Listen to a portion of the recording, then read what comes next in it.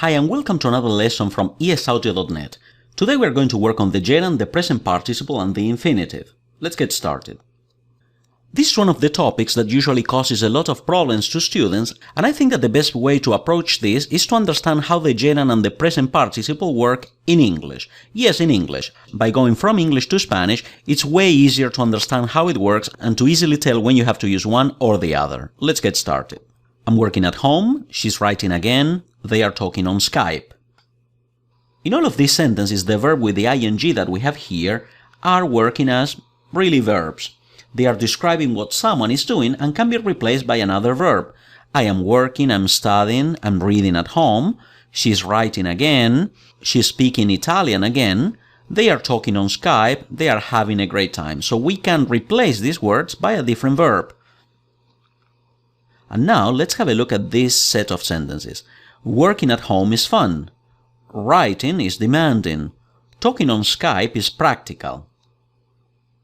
In these sentences, working, writing, and talking are working as nouns. They can be replaced by any noun. So if we look at this, working at home is fun. But I could say, for instance, music is fun. Writing is demanding. Mathematics is demanding. Talking on Skype is practical. Science is practical. So by analyzing these sentences, we can see that in both cases we have verbs that are with the ing, but the first set of verbs is working as true verbs, whereas the second set of verbs is working more like nouns. And when the ing works like a true verb, that is to say it can be replaced by another verb, but not by a noun, it is called present participle. The Spanish equivalent for this is ando for AR verbs and yendo for ER-IR verbs. For instance, I am working at home. Estoy trabajando en casa. They are talking on Skype. Están hablando por Skype. She's writing again. Está escribiendo otra vez. What are you eating? ¿Qué estás comiendo?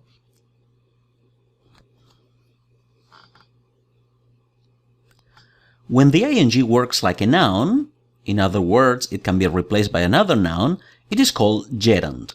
The Spanish equivalent in these cases is the infinitive form, so we would translate the ing as an infinitive form. For instance, working at home is fun.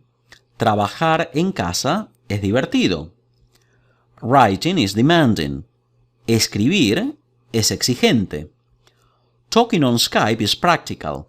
Hablar por Skype es práctico. Eating now is a bad idea. Comer ahora es una mala idea. Seguir and continuar, to keep on doing something. In English, you can use both a present participle form, the ing, or an infinitive form, to do something. In Spanish, you can only use the present participle form, the ando or yendo form. Let's see this in action. He continued working, continuó o siguió trabajando.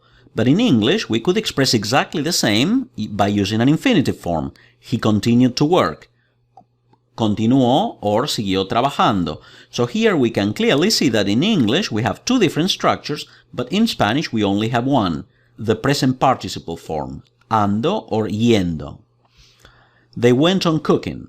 Continuaron o siguieron cocinando. They went on to cook.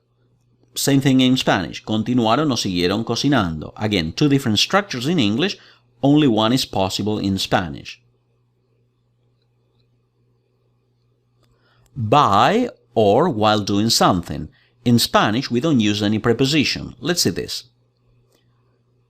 You can improve your Spanish a lot by studying a little bit each day. Puedes mejorar mucho tu español estudiando un poquito cada día. Notice that in English, when we mention the way we do something, how we could do something, we introduce this with the preposition by. In Spanish, this is not translated. Puedes mejorar mucho tu español estudiando un poquito cada día. Otro ejemplo, another example. She always falls asleep while watching that show. siempre se queda dormida mirando ese programa. We don't say mientras mirando, although we could say mientras mira ese programa. Ironically, you can lose more weight by eating more food. Irónicamente, puedes perder más peso comiendo más comida. Again, in this case, we can see that we do not translate the word by.